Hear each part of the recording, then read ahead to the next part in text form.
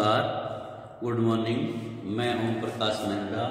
आज आपको BA part second राजनीति विज्ञान के पेपर भारतीय राज व्यवस्था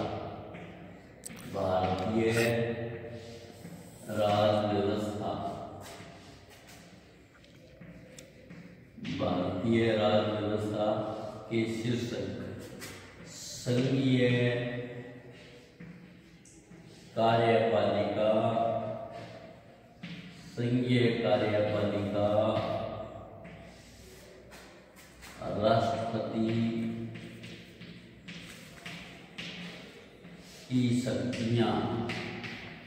राष्ट्रपति की शक्तियां हम यहाँ राष्ट्रपति की शक्तियों की बात करेंगे। राष्ट्रपति की शक्तियों को दो भागों में बांट सकते हैं। एक है सामान्यकालीन शक्तियां,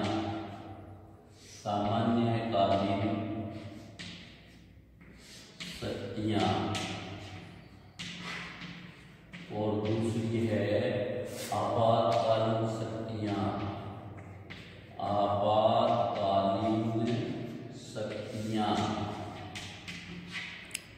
राष्ट्रपति की शक्तियों को हम दो भागों में बांट सकते हैं, सामान्यकालीन शक्तियां और आपातकालीन शक्तियां।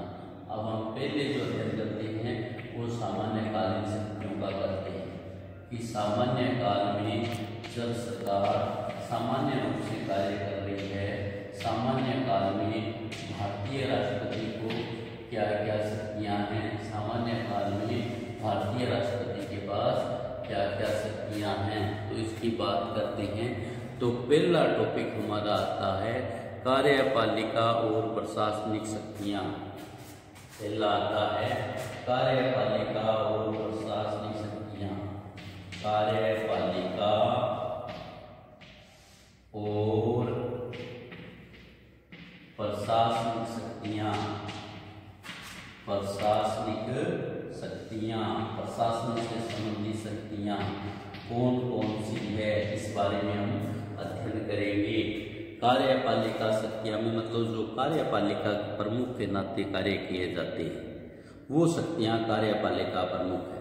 संघ की सर्वोच्च कार्यपालिका शक्ति राष्ट्रपति में निहित है। इन शक्तियों का प्रयोग वो स्वयं या अधीनस्थ कर्मचारियों के द्वारा किया जाता है या अधीनस्थों द्वारा किया जाता है। संघ के सभी अधिकारी इसके अधीन हैं।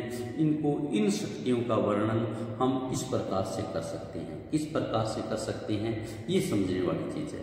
इसका मतलब ये है कि जो भी कानून बनता है, जो भी नियुक्तियां होती है, जो सरकार द्वारा नियुक्तियां की जाती है, वो सारी की सारी शक्तियां कार्यपालिका शक्ति में आती है। सारी की सारी शक्तियां भारत के राष्ट्रपति में निहित है। शासन के समस्त कार्य राष्ट्रपति के नाम से। पहला आता है इसमें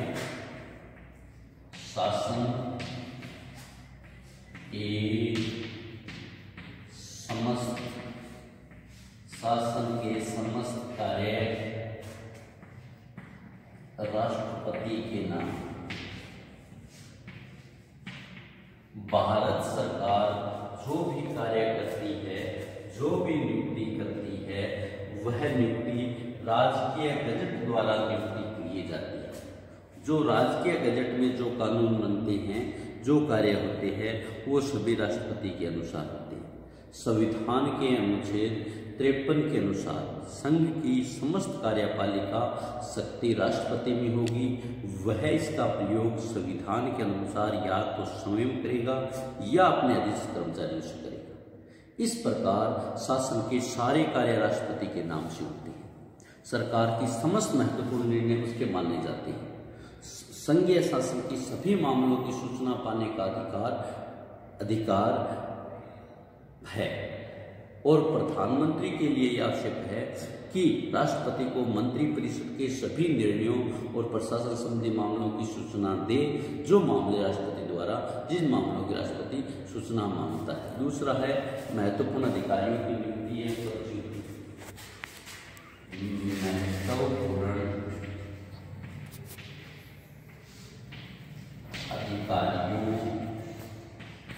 महत्वपूर्ण अधिकारियों की नियुक्ति एवं पदच्युति महत्वपूर्ण अधिकारियों की नियुक्ति एवं पदच्युति ये एक महत्वपूर्ण कार्य है।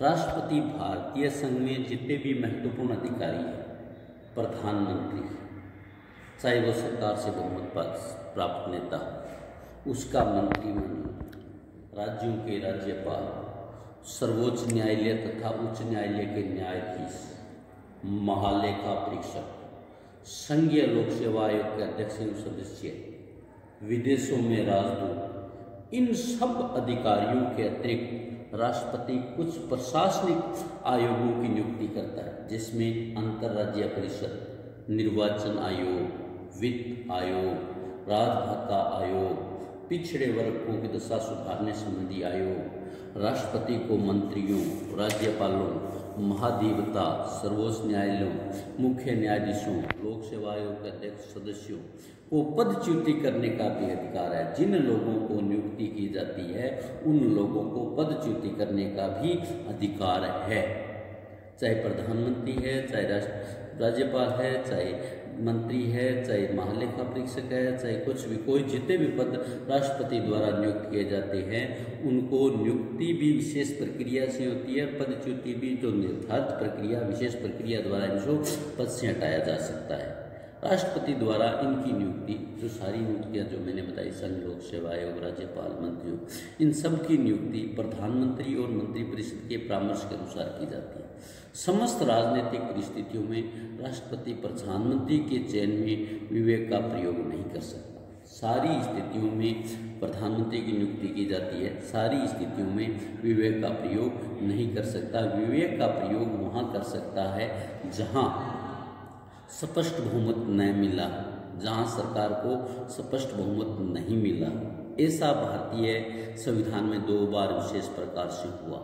एक बार जब मोरारजी सरकार की, देसाई सरकार का पतन हुआ, मोरारजी देसाई सरकार गिर गई तो चौधरी चरण सिंह की नियुक्ति, दूसरी बार वीपी सिंह की सरकार गिर गई तो प्रधानमंत्री के रूप में चौधरी चंद्रशेखर की नियुक्ति राष्ट्रपति ने अपने विवेक से की थी। इस प्रकार कुछ मामलों में राष्ट्रपति अपने विवेक से शक्तियों का प्रयोग कर सकता है। ये जो सारी स्थितियां हैं, इसमें राष्ट्रपति विशेष अधिवेशन बुलाकर प्रधानमंत्री को लोकसभा में विश्वास मत प्राप्त करता है। दूसरा है विभिन्न प्रकार के निर्णयों का निर्माण। विभिन्न प्रकार के निर्णयों का निर्माण। विभिन्न प्रकार के निर्णयों का निर्माण। विभिन्न प्रकार के निर्णय, जो निर्णय राष्ट्रीय स्तर पर लिए जाते हैं, जो निर्णय राष्ट्रीय स्तर पर लिए जाते हैं, राष्ट्रपति विभिन्न प्रकार के नियम बनाने का भी, विभिन्न प्रकार के नियमों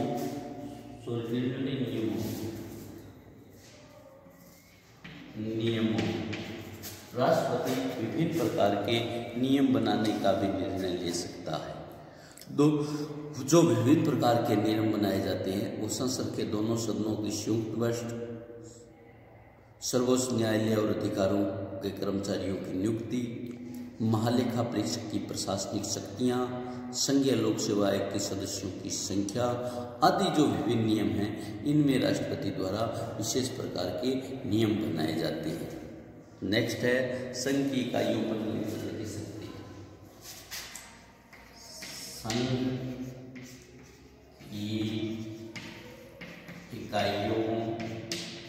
संघ की इकाइयों पर नियंत्रण की शक्ति। संघ की इकाइयों पर नियंत्रण की शक्ति।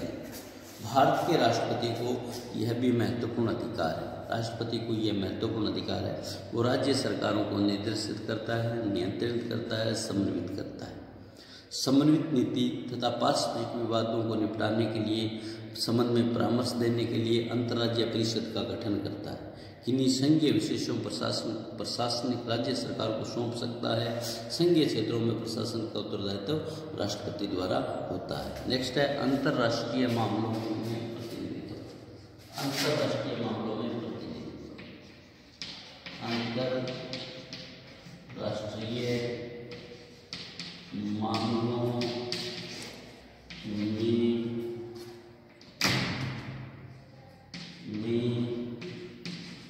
प्रतिनिधित्व।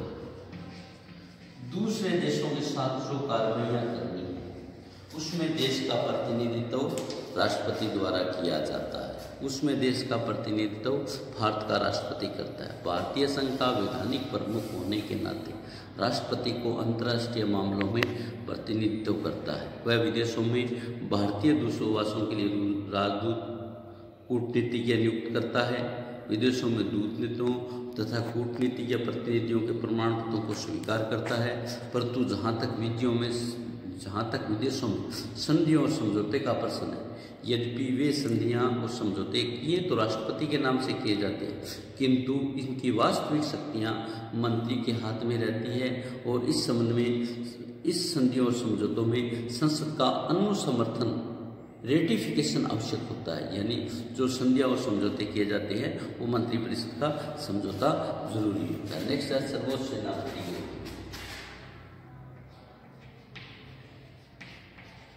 सर्वोच्च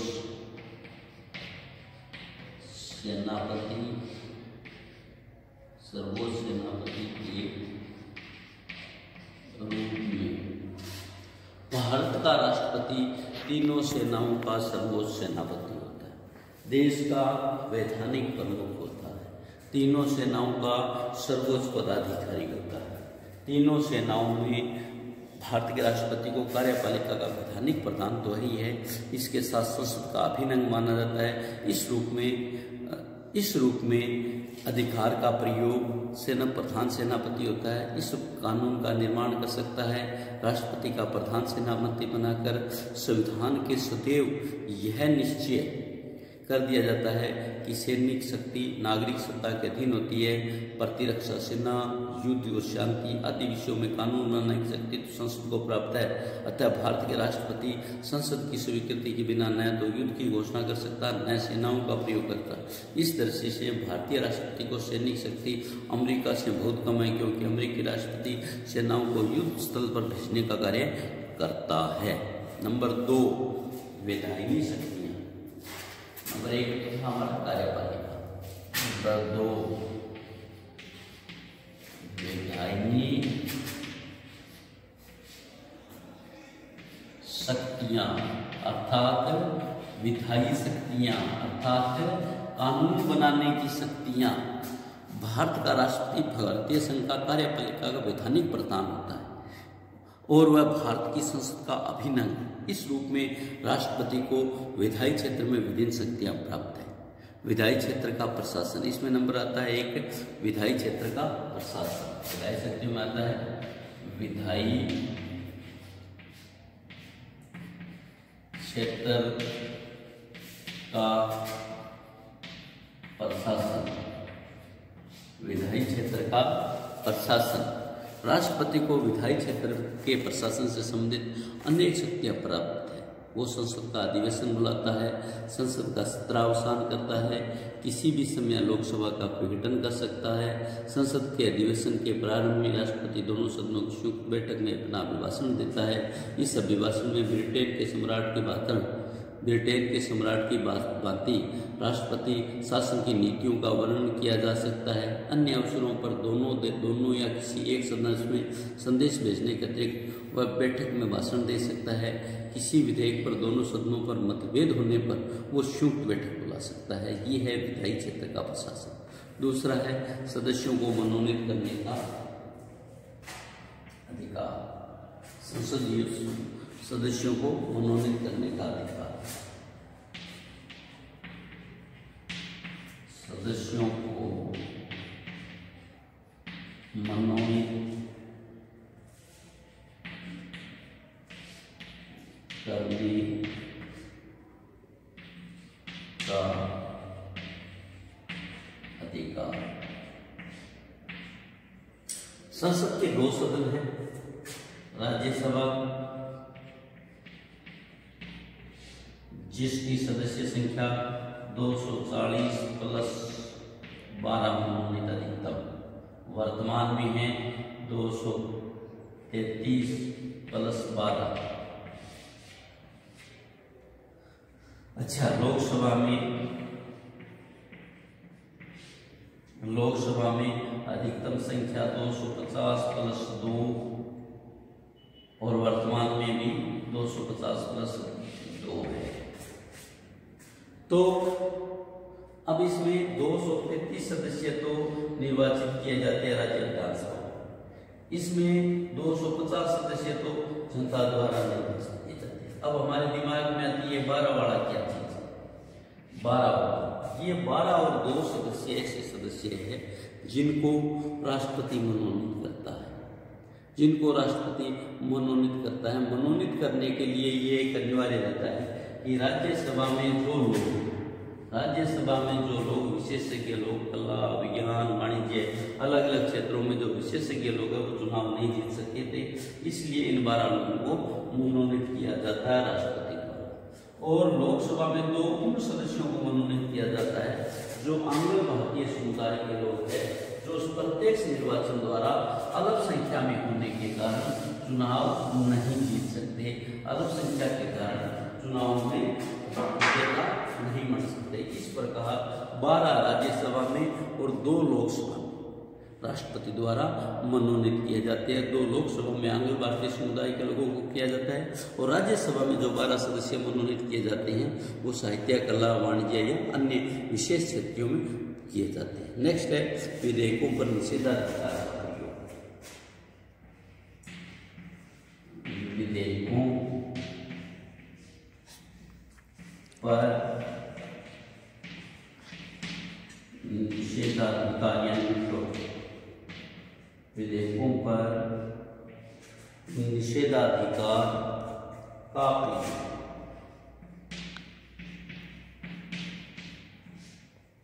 का प्रयोग संसद द्वारा पारित विधेयक राष्ट्रपति के सामने स्वीकृति के लिए प्रस्तुत किया जाता है। राष्ट्रपति के स्वीकृति के बाद वो कानून का रूप बन जाता है।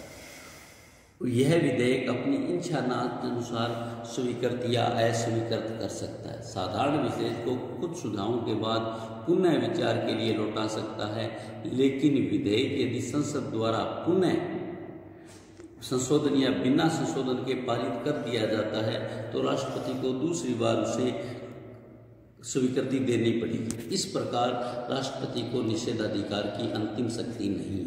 इस संबंध में अमेरिका को राष्ट्रपति को वास्तविक तथ्य अधिक प्रभावशाली है, क्योंकि राष्ट्रपति द्वारा अस्वीकृत विधेयक को दूसरी बार पास होने के लिए कांग्रेस के प्रत्येक सदन में 2/3 बहुमत प्राप्त करना आवश्यक है, जो कि साधारणतः संभव नहीं है। विधेयक के निषेधाधिकार के बारे में एक बार प्रयोग किया गया है, वो आपको उदाहरण बता देता हूं मैं। 1984 में डाकपाल बिल संबंधी विधेयक भारतीय प्रधानमंत्री राजीव गांधी द्वारा संसद में पारित करवा के राष्ट्रपति को भेज दिया था। राष्ट्रपति यानी जेल सिंह ने उसको पारित नहीं किया गया था और उस नए तो पारित किया था, नए वापस लौटाया था। उस जो शक्ति है उसको जेबी वीटो के नाम से बुलाया जाता है, जेबी निषेधाधिकार के नाम से बुलाया जाता है। नेक्स्ट है अध्यादेश जारी करने का। अध्यादेश जारी करने की शक्ति। अब 2 शब्द आते हैं, एक अध्यादेश और एक अधिनियम। एक आता है अध्यादेश और दूसरा आता है अधिनियम।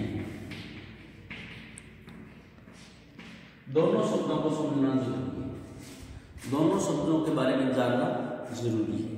अध्यादेश, पहले हम अध्यादेश की बात कर लेते हैं। जिस समय भारत का संसद का अधिवेशन नहीं हो रहा है किसी कारणवश, उस समय राष्ट्रपति को अध्यादेश लाने की स्वीकृति अधिकार प्राप्त होता है और इन अध्यादेशों को संसद द्वारा अधिनियमों के समान मान्यता और प्रभाव प्राप्त होता है। ये अध्यादेश संसद का अधिवेशन प्रारंभ होने के 6 माह 6 सप्ताह बाद तक लागू रहेंगे, लेकिन संसद चाहे तो पूर्व के अध्यादेशों को समाप्त कर सकती है। देखो है तो दोनों ही कानून, अध्यादेश तो वो है जब संसद का अधिवेशन नहीं चल रहा है, सरकार को ऐसा लगता है कि अभी कानून बनाना है, तो इस उपलक्ष्य में वर्तमान में जो हमारा कृषि संबंधी अध्यादेश लाया गया था, सरकार 3 जो कृषि संबंधी अध्यादेश लाए गए, वो 3 कृषि संबंधी अध्यादेश उस समय लाए गए थे जब मई में संसद नहीं चल रही। उन अध्यादेशों को अब सरकार ने अधिनियम का रूप दे दिया। अब जब संसद चली, संसद चलते ही इन अध्यादेशों को कानून द्वारा पारित कर दिया। तो इन सब जो अध्यादेश है ऐसे समय में लाए जाते हैं जब संसद नहीं चल रही हो, होते वो कानूनी है, किंतु उसको 6 सप्ताह के भीतर अधिनियम का रूप देना जरूरी होता है। 6 सप्ताह में संसद से पारित करवाना जरूरी होता है। ये है दोनों चीज। अध्यादेश वो है जो संसद द्वारा पारित नहीं होते, राष्ट्रपति द्वारा कानून के रूप में दिए जाते हैं। नेक्स्ट है राज्यों के संबंध में विधायक का शक्ति। राज्यों के संबंध में कानून बनना ही चाहिए। राज्यों के संबंध में विधायक का शक्ति। राज्यों के संबंध में विधायक का, राष्ट्रपति को राज्य विधानमंडल के संबंध में भी कुछ कानून बनाने की शक्तियां हैं जो निम्नानुसार 2 रूपों में। एक तो राज्य निम्नलिखित विषयों पर अधिनियम बनाता है, जो अधिनियम राष्ट्रपति की स्वीकृति के बाद लागू होते हैं। कौन कौन से अधिनियम? एक तो संपत्ति से संबंधित बनाया गया अधिनियम, एक वो अधिनियम जिसको भारतीय संसद को भी अधिकार है, एक जो टैक्स लगाने का अधिनियम है, कर लगाने का अधिनियम है। 3 अधिनियम राज्यों के तभी पारित होंगे जब राष्ट्रपति स्वीकृति देगा। दूसरा अधिनियम वो है जब एक राज्य दूसरे राज्य से व्यापार करता है, उन पर व्यापारों पर प्रतिबंध लगाने का अधिनियम है। वहां की विधानसभा से प्रस्तुत करने के बाद राष्ट्रपति से स्वीकृत किया, यानी राज्यों से संबंधित 2 कानून हैं। एक तो वो कानून, फर्स्ट कानून तो वो आएंगे जो कानून संपत्ति से संबंधित है और भारत संसद के क्षेत्राधिकार में आते हैं और कर से संबंधित है। दूसरा वो जब 2 राज्यों से संबंधित मामले का व्यापार है या उन पर प्रतिबंध लगाने का है, ये हमें संसद से पास करवाने पड़ेंगे। थैंक यू, धन्यवाद।